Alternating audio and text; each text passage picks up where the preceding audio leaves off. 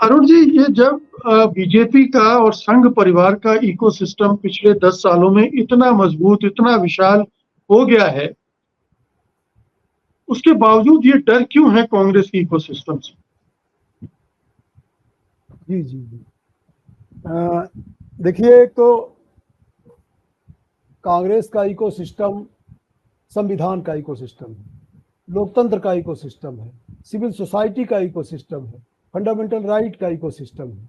और ये सब मोदी जी इन चीज़ों को बहुत पसंद नहीं करते। अभी जो उनकी मुख्य बेचैनी है वो एक चीज़ ये है कि अगर ये इंडिया अलायंस इकोनॉमिक इशूज़ को भी अपने मूवमेंट में, अपने एजेंडा पर शामिल करता है, तो वो जिस तरह से पब्लिक सेक्टर को बेच रहे हैं, जिस तरह से किसानों की ज़मीनों को पर निगाह लगाए हुए हैं, जिस तरह से मजदूरों के अधिकारों को ख़त्म कर रहे हैं, तो ये सब चीज़ों में अड़चन आएगी। तो संघ ने तो उनको अहंकारी कह दिया, और एक तरह से अब ये नाटक है या वास्तविकता है, जो भी मामला है, तो संघ के एजेंडा को लेकर के अभी फिलहाल वो उतने शायद चिंतित नहीं है जितने वो इकोनॉमिक एनार्की की बात कर रहे हैं। इकोनॉमिक एनार्की बेसिकली जो इकोनॉमिक रिफॉर्म की स्पीड है, उनको उम्मीद थी कि हम करेंगे। वो सुपारी जो उन्होंने बुर्जुआजी से ली है, उस बुर्जुआजी को कैसे खुश करें, ये उनकी चिंता का विषय है। तो इसलिए वो बार बार धमकी दे रहे हैं। वो भ्रष्टाचार के मामले पर धमकी दे रहे हैं, वो पीपुल्स मूवमेंट और इकोनॉमिक मूवमेंट, जो जल जंगल जमीन के सवाल पर जो मूवमेंट है, उनको धमकी दे रहे हैं। मेधा पाटकर को जो सजा हुई है वो इसका एक इंडिकेशन भी है। मेधा पाटकर को डिफेमेशन के मामले में सजा हुई। मेधा पाटकर कब से आंदोलन कर रही है, क्या क्या कर रही है। सुप्रीम कोर्ट उनको देशद्रोही का मामला जो है, देशद्रोही का आरोप इन्हीं सभी के सक्सेना जी ने लगाया था। वो मेरी किताब में, मेधा पाटकर किताब में पूरा एक चैप्टर है कि कैसे कहा और कैसे सुप्रीम कोर्ट ने उस आरोप को खारिज किया। तो जो जो लोग इन्वायरमेंट के नाम पर, ह्यूमन राइट के नाम पर, लेबर मूवमेंट के नाम पर, फार्मर्स मूवमेंट के नाम पर एजिटेशन करेंगे, उनको किस तरह से क्रश किया जाएगा, एक टिप्पणी।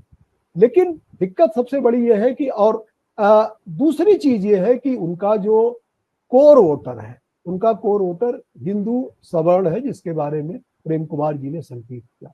मैं अभी 2 महीने गांव में ही था, चुनाव के दौरान, चुनाव परिणाम के दौरान, और क्योंकि मेरा भी संबंध उसी क्लास से है, उसी जाति से है, तो वो सारा वर्ग बिलबिलाया हुआ है और बहुत बुरी तरह से गाली दे रहा है।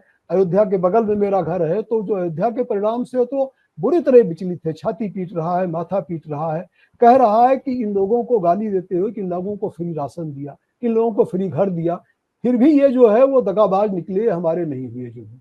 तो ये जो एक क्लास उन्होंने, एक तरह से कहना चाहिए कि गारंटी वाले वोटर्स क्रिएट किए थे, वो धोखा दे गए। उनको जो है वो अपना फंडामेंटल राइट याद आ गया, उनको सोशल रिवोल्यूशन याद आ गया, तो इस चीज से वो विचलित हैं। और कांग्रेस ने एक निश्चित तौर पे अपने को ट्रांसफॉर्म किया है। कांग्रेस जो कि लिबरलाइजेशन के एजेंडा पे थी, वो फिर जो है वो सोशल जस्टिस के एजेंडा पर, लोगों के इकोनॉमिक राइट के एजेंडा पर आ गई है। और सबसे बड़ी चीज है कांग्रेस, जिसने एक तरह से जो है वो मंडल कमीशन के दौरान रेजिस्टेंस पुटअप किया, बहुत सारी चीजें की। आज वो एक भयानक रेडिकल एजेंडा जाति जनगणना की बात कर रही है, जो कि किसी को हजम नहीं हो रहा है। तो इसलिए वो कांग्रेस के इकोसिस्टम को एक तरह से गाली दे रहे हैं। और कांग्रेस का इकोसिस्टम लव जिहाद के खिलाफ है, कांग्रेस का इकोसिस्टम जो है वो कट्टरता के खिलाफ है। वो एक लिबरल जो है वो सोशल नैरेटिव और डिस्कोर्स खड़ा करना चाहता है, जो सो कॉल्ड इकोनॉमिक लिबरलिज्म है, जो कि वास्तव में इकोनॉमिक फंडामेंटलिज्म है, उसके खिलाफ में एक लिबरल इकोनॉमी, एक लिबरल पॉलिटी, एक लिबरल सोशल स्ट्रक्चर की बात कांग्रेस करने लगी है। सपा से मिल करके, आरजेडी से मिल करके, ऐसे तमाम लोगों से मिल करके, इससे वो बहुत परेशान है। ठीक कहा प्रेम कुमार जी ने, वो एक जो है वो कट्टर हिंदुत्व के उपासक हैं, और वो एक अनुदार हिंदू समाज चाहते हैं, जिसमें थोड़ा बहुत हम राशन दे देंगे, थोड़ा बहुत रिप्रेजेंटेशन दे देंगे दलितों पिछड़ों को, लेकिन दलितों पिछड़ों को रियल पावर हम नहीं देने देंगे। दलित पिछड़ा आए, लेकिन सवर्ण के एजेंडा पे आए तो ठीक है, वो अपने एजेंडा के साथ आएंगे तो दिक्कत करेंगे। संजोग से अपने को वो भी ओबीसी क्लास का कहते हैं, लेकिन वो वास्तव में जिनका जो है वो एजेंडा लेके चला रहे हैं, भाई वो सवर्ण है। राष्ट्रपति जो है वो आदिवासी समाज से है, लेकिन राष्ट्रपति ने कोई ऐसा निर्णय, कोई ऐसा बयान आदिवासी समाज के बारे में लिया हो तो आप मुझे बता दीजिए। वो सीधे सीधे जो है इन्हीं लोग, और जिस भाषा में जवाब देने की बात है जो आपने कहा कांग्रेस को, तो वो वही जवाब दे रहे हैं। वो इमरजेंसी का आरोप कांग्रेस पर लगा रहे हैं और जो है वो संविधान को नष्ट करने का आरोप लगा रहे हैं। तो कांग्रेस यानी कांग्रेस जिस संविधान और लोकतंत्र की बात करती है वो बेसिकली जो है वो उस पर खरी नहीं उतरती, ये वो इस भाषा में जवाब दे रहे हैं। बाकी एक्शन की बात है, उन्होंने कभी इससे इनकार नहीं किया। वो चुनाव से पहले भी कह रहे थे कि 7 पुस्तकों का रिकॉर्ड में खोल के रख दूंगा। तो जो भी वो करेंगे वो है मामला। लेकिन क्या इससे जनता डर गई? क्या इससे कांग्रेस पार्टी डर गई?